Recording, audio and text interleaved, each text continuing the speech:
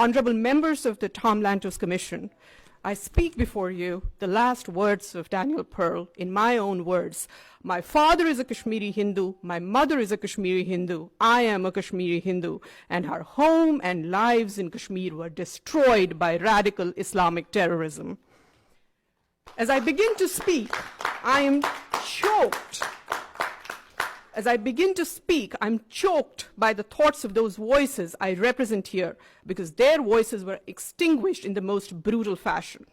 I am a member of the minority Hindu community from Kashmir, victim of the worst ethnic cleansing witnessed in independent India. I speak here today because I am a survivor. An innocent young woman, a lab assistant in a school, wasn't as lucky as I was. She was abducted, blindfolded, gang raped, and cut into two halves on a mechanical saw while still alive. Her name was Girija Tikku. Her only crime, her faith. I am her voice today. I am also the voice of young Kashmiri Hindu engineer who was hunted by terrorists, again for his faith.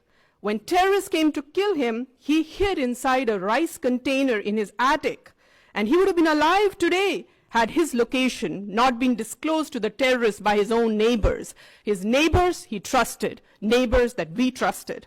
The terrorists shot him through the container and forced his wife to eat the blood-soaked rice. His name was B.K. Ganju. His crime, his faith.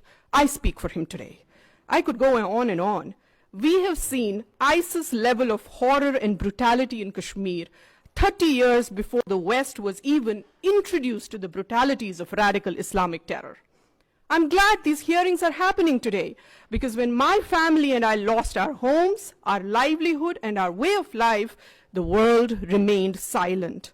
Where were the advocates of human rights when my rights were taken away? Where were they on the night of 19th January 1990, when there were voices blaring from all mosques in Kashmir that they wanted Kashmir with Hindu women but without Hindu men? Where were the saviors of humanity when my feeble old grandfather stood with 2 kitchen knives and an old rusted axe, ready to kill my mother and I in order to save us from the much worse fate that awaited us if we landed in the hands of terrorists on the same fateful night? My people were given 3 choices: flee, convert, or die. Around 400,000 Kashmiri Hindus fled right after that night of horror. They survived. Those who didn't were killed. Today, 30 years later, I'm still not welcome in my home in Kashmir. I am not allowed to follow my faith without fear.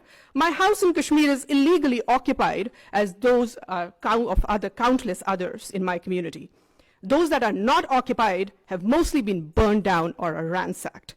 Thousands of our temples have been vandalized, desecrated, and lay in ruins. Every effort has been made to eradicate Hinduism from Kashmir. Today, Kashmir is home to only one religion. This is by design and is the ultimate violation of human rights. Diversity and acceptance of different views are not the norm in today's Kashmir. It's not just Hindus that have been ethnically cleansed. Sikhs have been massacred. A fatwa was announced against Christian schools in Kashmir, accusing them of luring Muslims to Christianity. What human rights are we talking about when all minorities have either been driven out or silenced? An Islamist state of Kashmir where other religions are not welcome and tolerance of any other viewpoint is absent is no citadel of human rights. This is the society that is being created by Kashmir by those who are talking about human rights. Terrorism, ladies and gentlemen, is the ultimate opponent of human rights. Human rights cannot and should not take precedence over human life. Everyone who stands for freedom, liberty, and right to life should worry about radicalization that fuels terror. A 65-year-old shopkeeper, Ghulam Muhammad Mir, gets killed by the terrorists because he opened his shop to earn his livelihood.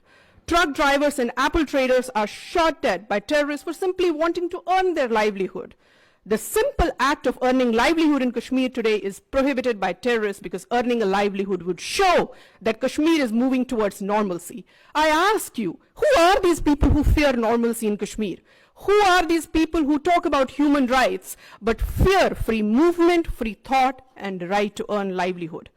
abrogation of Article 370 that has raised so much concern around the world is in fact a restoration of human rights. Indian Constitution, which is modeled on the US Constitution, Indian Constitution, excuse me, everybody. Indian Constitution, which is modeled on I the... want to say, just, I mean, we want to give everybody the respect of listening to them, so I would urge that nobody interrupt. Thank you so much, All right. Chairman. I was saying that Indian Constitution, which is modeled on the US Constitution, is the most liberal document in the world. The Constitution was not applicable to J&K in totality as long as Article 370 was in force. After abrogation of Article 370, people of Jammu and Ladakh have been liberated from the tyranny of being half citizens in their own country. Child marriage, which was responsible for child trafficking and sex trafficking, has been made illegal in Kashmir. Kashmiri women and LGBTQ community in Kashmir has been given the same rights as other Indian citizens. As a mother, it's very important to me now that child marriage has been outlawed in Kashmir. Today, I'm delighted that Kashmiris have the same rights as Indian citizens. If something as serious as one's right to own property and granting of LGBTQ rights to choose, amongst many others, has been accomplished through abrogation of Article 370, then it's safe to assume that restoration of internet in few remaining districts of Kashmir is not too far away. I am a proud daughter of Kashmir. I am a proud legatee of India's composite civilization. Terrorism has uprooted me and snatched my home from me. I hope my human rights are restored too someday, and the human rights of my community. Thank you. Thank you very much.